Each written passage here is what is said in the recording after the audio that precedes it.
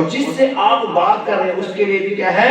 आशीष का कारण। बाइबल कहती है वचन प्रबल और जीवित है, हर प्रकार से प्रबल और जीवित है। जब आप इस वचन को बोलना शुरू करोगे, आपकी जुबान से जो जीवन निकलेगा वो दूसरे लोगों के जीवनों में भी एक नया जीवन डाल देगा। मेरे प्रिय भाई, मेरे प्रिय बहन, यही तो मैं बता रहा हूँ कि जब परमेश्वर ने आपको यह अधिकार दिया है कि जो कुछ तू बोलेगा मैं उसे पूरा करूंगा, जो कुछ तू मांगेगा मैं उसे सुनूंगा, तो क्यों ना हम एक दूसरे की उन्नति के लिए मेहनत करें, अपने परिवार की उन्नति के लिए बोलना शुरू करें। आप गलत चीजों को बोलना बंद कर दे। तू मर जाए, तेरा ये हो जाए, गाली देना, लड़ाई करना, झगड़ा करना बंद कर दो। भाई, इस साल में अगर किसी के साथ कोई अनहोनी होगी तो मैं और प्रभु जिम्मेदार नहीं है, क्योंकि आप ऐसा बोलते हो।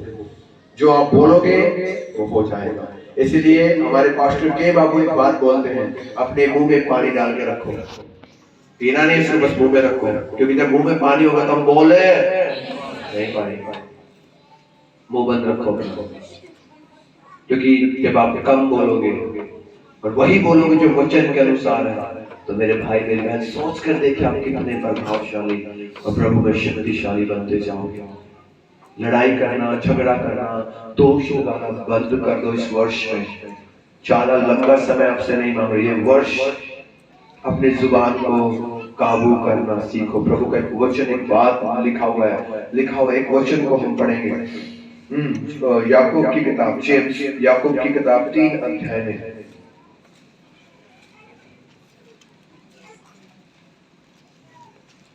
हरियम हरियम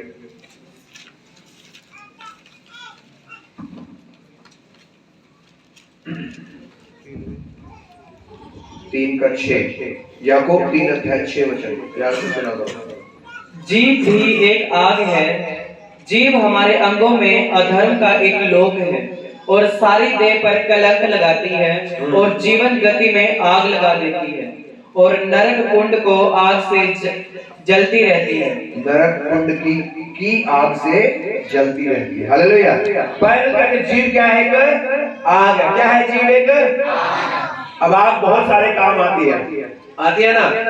घर जलाने के काम भी आती है और चूल्हा जलाने के काम भी आती है।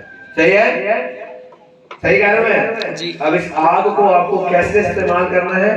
आपकी मर्जी। बाइबल क्या कहती है? कह रहे जीभ भी एक आग है, जीभ हमारे अंगों में अधर्म का एक लोक है। लोग समझते हैं एक ऐसी सृष्टि है हमारे जीभ, जो हमारे पूरे शरीर को है ना अधर्म से, अशुद्धता से, अपवित्रता से भर देती है।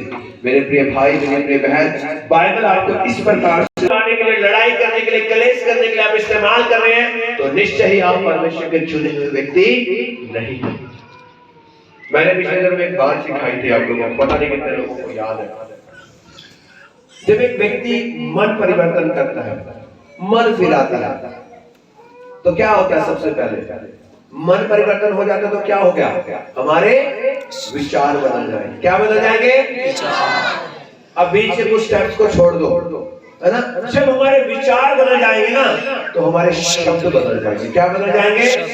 लेकिन यदि आज तक आपके शब्द नहीं बदले हैं तो आपका मन परिवर्तन भी नहीं हुआ। आपने आज तक अपने पापों से मन नहीं फिराया है।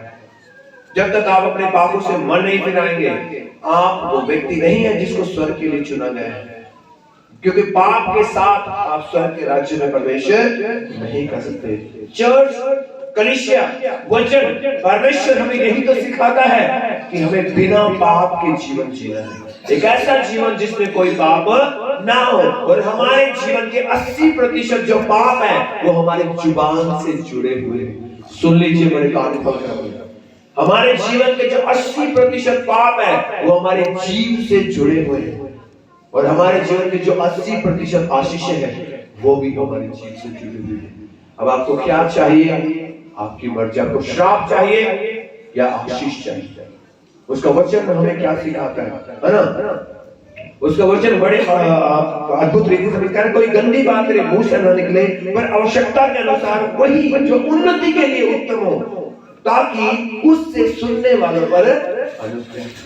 परमेश्वर चाहता है कि हमारे जो वचन है, हमारी जो बातचीत करने का तरीका है, वो अनुग्रह सहित हो, वो सलोना हो, वो सात्विक हो, जिससे सुनने वाले क्या जाने कि सच में आप परमेश्वर के बेटे और बेटियां हैं। बहुत सारे लोगों को मैं जानता हूं जो यहाँ पर बैठे हुए, सुन लीजिए, सालों से चर्च में आ रहे हैं, आज भी गाली देते हैं।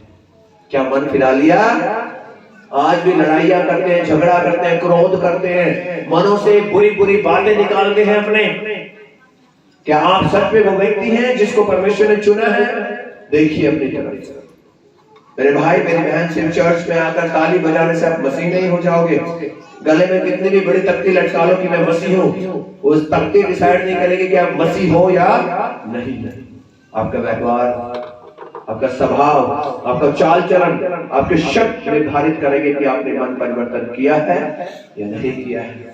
इसलिए जरूरी है कि आप इस समय क्या हो जाएं? सावधान हो जाएं, कि आप इस बात को जान लें कि परमेश्वर ने आपकी जुबान में जीवन दिया है। क्या दिया है? बोलिए, मेरी जुबान में जीवन है। मेरी जुबान में जीवन, ताकत के साथ मेरी जुबान में जीवन है। आमीन, आमीन। जीवन है जी। तो इस जीवन को क्या करना है? दूसरों का जीवन निकालने के लिए यूज करना है या दूसरों में अनंत जीवन भरने के लिए इस्तेमाल करना है? आपकी इच्छा है। मेरे भाई मेरी बहन, हमें अपनी जुबान को कंट्रोल करना सीखना पड़ेगा। उसका वचन, एक लास्ट वचन हम पढ़ेंगे, नीति वचन, प्रोवर्ब्स का हफ्ता 10 अध्याय 19 वचन। बहुत कुछ है मुझे मेरे पास आपको बताने के लिए, लेकिन क्योंकि समय नहीं है और मैं प्रभु भोज में भी जाना है। जहाँ बहुत बातें होती है वहाँ अपराध भी होता है। रुक जाइए, जहाँ पर बहुत बातें होती है वहाँ पर क्या भी होता है? पाप भी होता है। आगे बढ़िए। परंतु जो अपने मुंह को बंद रखता वह बुद्धि से काम करता है। परंतु जो अपने मुंह को क्या रखता है? बंद रखता है। क्या रखता है? बंद, अरे क्या रखता है? बंद रखता है। बहुत मुश्किल है मुंह बंद रखना। सही है? मुश्किल है मुंह बंद रखना। भाई लोग, भाई तो फिर भी कभी कभी मुंह बंद कर लेते होंगे। अरे बहने को लिए बहुत मुश्किल। जहाँ दो बहनें इकट्ठी हुई, ची ची ची ची ची ची शुरू हो जाती है। अरे मेरे भाई मेरी बहन, बाइबल कहती है जहाँ पर बातें होती हैं बहुत, वहां पर पाप भी होता है। लेकिन जो अपने मुंह को बंद रखता है वो बुद्धिमानी से काम करता है। एक बुद्धिमान व्यक्ति ज्यादा बोलने वाला नहीं होता है। समझ पा रहे मेरी बात को? वचन सिखाता है कि एक मसीह को सुनने के लिए तत्पर होना चाहिए, बोलने में धीरा होना चाहिए। समझ पा रहे हैं? हम बोलने में बहुत तेज है, सुनना नहीं चाहते किसी की, लेकिन वचन हमें इसकी विपरीत सुनाता है, सिखाता है कि हमें सुनने में तेज होना चाहिए, बोलने में धीमा होना चाहिए। हाँ, जब भी कोई आप पाप की चीज को देखते हैं उसके लिए जरूर बोले। कोई आपके पास आकर चुगली करता है, किसी पर दोष लगाता, तो बोले भाई मुझे इन चीजों से कोई मतलब नहीं। अगर आपको समस्या है तो उसी व्यक्ति से जाके बात करो, या फिर आप उसके लिए प्रार्थना कर सकते हैं। आमीन।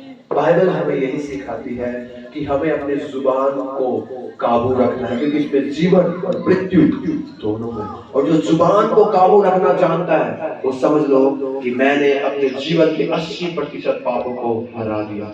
आमीन। इसलिए जरूरी है कि आप इस जुबान को परमेश्वर के राज्य, उसके धर्म, उसकी बढ़ती के लिए इस्तेमाल करना शुरू करें, ना कि पाप। बाइबल में परमेश्वर का वचन क्या था? रोमियो की किताब में, अपने अंगों को धर्म के हथियार होने के लिए परमेश्वर को सौंप दो। किसको सौंप दो? परमेश्वर। लेकिन हम मसीही लोगों ने अपने अंगों को पाप का हथियार होने के लिए शैतान को सौंप रखा है। जुबान को ज्यादातर किसके हाथ में रहते हैं? शैतान के हाथ में। और वो आपकी ताकत को, जीवन की ताकत को मृत्यु की ताकत में बदल देता है, आशीष की ताकत को नाश की ताकत में बदल देता है। मेरे भाई मेरी बहन, शैतान जानता है कि आपकी जुबान में जीवन है, इसलिए वो आपकी जुबान को आप ही के खिलाफ इस्तेमाल करता है, आपके अपने लोगों के खिलाफ इस्तेमाल करता है। उसे पता है कि आप बोलेंगे और वो होना शुरू हो जाएगा। इसलिए आप सोच समझ कर बोलना